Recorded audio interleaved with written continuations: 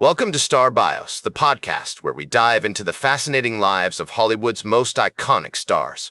I'm your host, Casey Gold, and today we're shining the spotlight on the one and only Elizabeth Taylor.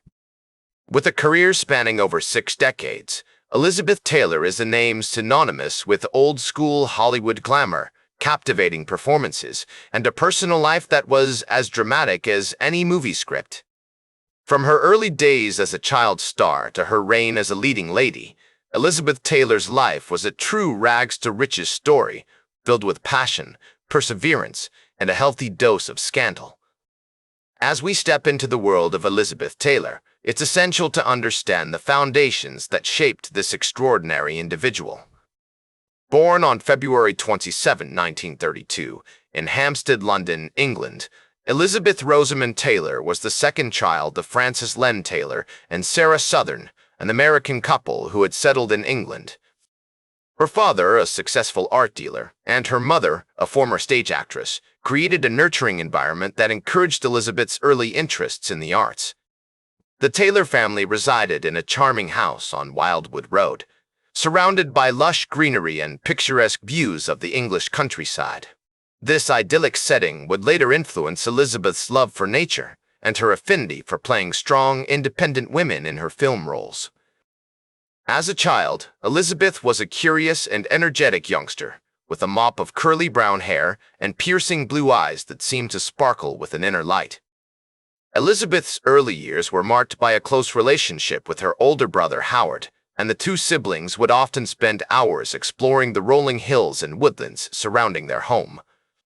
Their parents, though not overly strict, encouraged discipline and good manners, instilling in Elizabeth a sense of responsibility and respect for others that would serve her well throughout her life.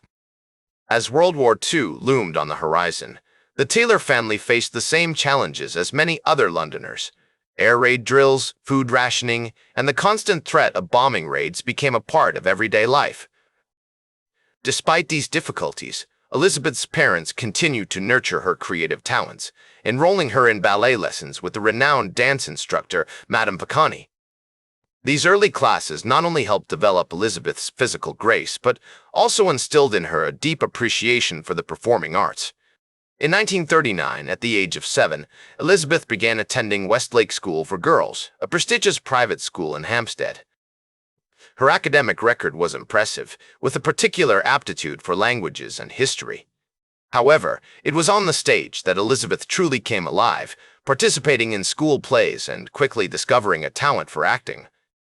Her parents, recognizing her passion and potential, encouraged her to pursue her dreams, laying the groundwork for what would become an illustrious career. The early 1940s were a transformative period for Elizabeth, marked by the onset of adolescence and the rise of the American film industry. With many of Hollywood's leading men serving overseas, studios began to look for fresh faces to star in their movies. It was only a matter of time before Elizabeth's own big break would come, setting her on a path to become one of the most beloved and enduring stars of our time. As we explore the early life of Elizabeth Taylor, it becomes clear that her upbringing and surroundings played a significant role in shaping her personality, talents, and ambitions. From her idyllic childhood in Hampstead to her early experiences in the world of theater and dance, Elizabeth was destined for greatness. Elizabeth's family relocated to the United States in 1941, settling in Los Angeles, where her father opened an art gallery on Beverly Boulevard. This move proved pivotal in launching Elizabeth's career, as she began attending auditions and taking acting classes with esteemed coach, Constance Collier. Her parents, recognizing her passion and potential, encouraged her to pursue her dreams, laying the groundwork for what would become an illustrious career. In 1942, at the age of 10, Elizabeth made her film debut in There's One Born Every Minute, a comedy starring Hugh Herbert and Peggy Moran. Although the movie received mixed reviews, Elizabeth's performance caught the attention of Universal Studios, which offered her a 7-year contract. Over the next few years, she appeared in a string of films, including Lassie Come Home and Jane Eyre, showcasing her versatility as a young actress. As Elizabeth navigated the complexities of adolescence, she faced challenges both on and off screen. Her parents, though supportive, struggled to balance their desire to protect her with the demands of the film industry. The pressures of fame, coupled with the scrutiny of the public eye, took a toll on Elizabeth's self-esteem and body image. Despite these difficulties, she persevered, using her experiences as fuel for her craft. The mid-1940s marked a turning point in Elizabeth's career as she began to transition from child star to leading lady. Her breakout role came in 1944 with National Velvet, a film adaptation of Enid Bagnold's novel, where she played the iconic character of Velvet Brown. The movie's success catapulted Elizabeth to stardom, earning her critical acclaim and the Special Academy Award for Outstanding Juvenile Performance. As Elizabeth's star continued to rise, she found herself at the forefront of Hollywood's golden age. She worked with esteemed directors, such as George Cukor and Vincente Minnelli, and starred alongside legendary actors, including Mickey Rooney and Spencer Tracy. Her performances in films like A Date with Judy and Little Women solidified her position as a leading lady, showcasing her range and depth as an actress. Throughout the late 1940s and early 1950s, Elizabeth's personal life became increasingly complex. She navigated high-profile relationships, including a romance with Glenn Davis, a Heisman Trophy winner, and struggled to balance her career ambitions with the societal expectations placed upon her. Despite these challenges, she remained committed to her craft, using her experiences as inspiration for her performances. From her legendary roles in A Place in the Sun and Giant, to her tumultuous marriages and high-profile scandals, Elizabeth Taylor's life was a true Hollywood fairy tale. The 1960s were a defining decade for Elizabeth Taylor, both professionally and personally. Her performance in Butterfield 8 earned her the Academy Award for Best Actress, a testament to her dedication and talent. This was followed by the epic historical drama Cleopatra, which not only became one of the most expensive films ever made at that time, but also marked the beginning of her highly publicized romance with Richard Burton, whom she met on set. Elizabeth's relationship with Burton, which included 2 marriages and divorces, was tumultuous and captivating, drawing intense media scrutiny.